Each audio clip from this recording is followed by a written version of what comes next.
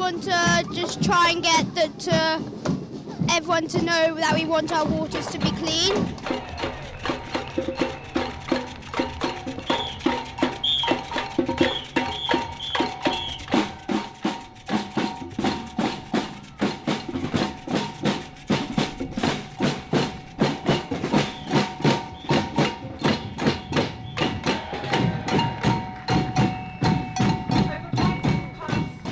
So the March for Clean Water today is bringing together lots and lots of different organisations. We've got surfers, we've got people who are divers, swimmers, people who care about the wildlife, of course, which we all do.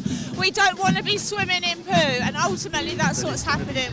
Water companies are illegally dumping sewage into our water, and it isn't okay, and they need to be held to account for that. It is getting governments to tighten legislation so that way the companies that are doing the polluting are held to higher account and they can then hopefully clean up. But it needs that strong legislation. I'm standing here today because I don't think people actually realise what's going on, especially with salmon. People are still buying salmon and eating salmon, they're not actually knowing where it's coming from. If something doesn't happen now, then there's going to be no future for our rivers or our salmon, and they're just going to become an extinct species. So yeah, I'm fighting to basically keep them alive.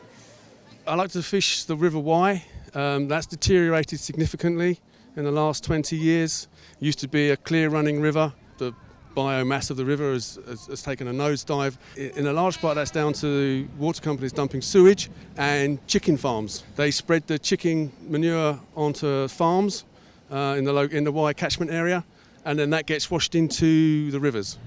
I don't believe water, which is a public asset, should be in private hands, and the private sector's failed dismally.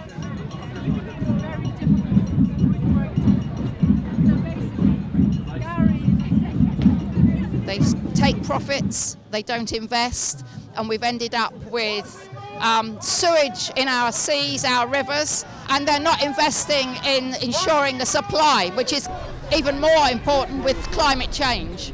Water's essential for human life. It's got to be looked after and cared for, and at the moment they're not doing that.